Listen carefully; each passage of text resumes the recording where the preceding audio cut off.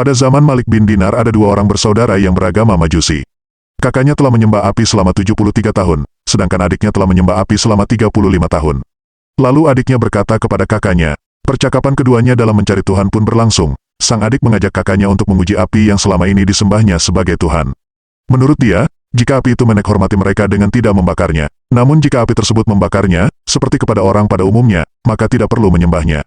Sang kakak pun menyetujui usulan adiknya itu. Keduanya kemudian menyalakan api dan adiknya yang lebih dahulu meletakkan tangannya di atas api tersebut. Lalu adiknya meletakkan tangannya di atas api, maka terbakarlah jari-jarinya dan ia pun mengeluh. Adiknya untuk mencari orang yang mau menunjukkan jalan yang benar dan mengajarkan agama Islam kepada mereka. Maka keduanya sepakat untuk pergi menjumpai Malik bin Dinar agar beliau menjelaskan agama Islam. Sang kakak diajak meninggalkan kepercayaan dan sesembahannya, yakni dengan meninggalkan agama Majusi. Setelah itu, sang adik bersama keluarganya berangkat menuju ke tempat Malik bin Dinar, dan kepadanya ia sekeluarga menyatakan masuk Islam. Malik bin Dinar kemudian meminta agar mereka sudi menetap di rumahnya. Malik bin Dinar juga mengumpulkan dana dari teman-temannya untuk diberikan kepada mereka. Namun tidak disangka sebelumnya, bahwa ternyata para tamunya menolak keinginan baik dari sang tuan rumah. Mereka tidak berkenan menempati tempat yang disediakan oleh Malik bin Dinar. Bahkan mereka lalu menempati sebuah rumah tua yang mau rubuh. Di tempat yang baru itu dia beserta keluarganya, senantiasa melakukan ibadah siang dan malam. Setiap pagi dia selalu keluar rumah untuk mencari pekerjaan sehingga bisa menafkahi keluarganya. Tetapi apa yang menjadi harapannya masih belum berhasil. Sebab setiap kali keluar dari rumahnya untuk mengharapkan pekerjaan dari berbagai orang, dia selalu pulang pada senja hari dengan tangan hampa.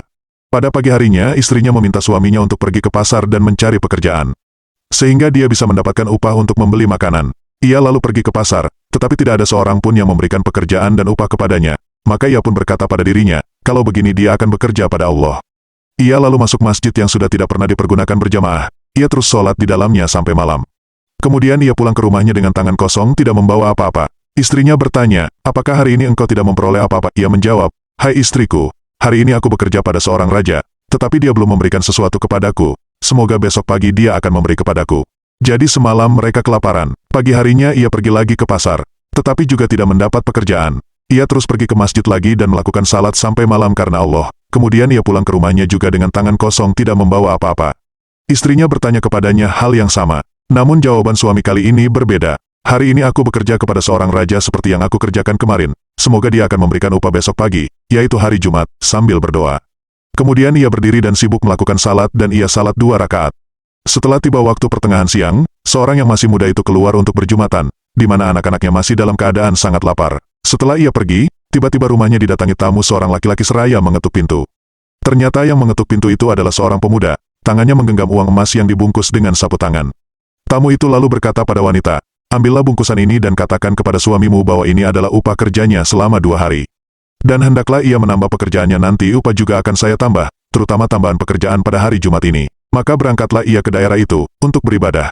Tiba-tiba, di tengah perjalanan ia mati. Maka bertengkarlah malaikat rahmat, dengan malaikat azab, untuk memperebutkan siapakah yang lebih berhak mengatasi nasib orang ini. Malaikat rahmat berkata, dia telah datang kepada kami, untuk menghadap kepada Allah yang Maha Tinggi. Lalu malaikat azab berkata, dia tidak pernah berbuat kebaikan sama sekali. Akhirnya datanglah malaikat yang berwujud manusia menemui kedua malaikat itu. Lantas kedua malaikat itu mengangkatnya sebagai hakim. Kemudian malaikat yang terakhir ini berkata, sekarang ukurlah antara jarak yang sudah tempuh dengan jarak yang akan dituju, mana di antara dua daerah itu yang lebih dekat. Lalu diukur dan nyata lebih dekat pada kota yang dituju, lalu diambil oleh malaikat rahmat.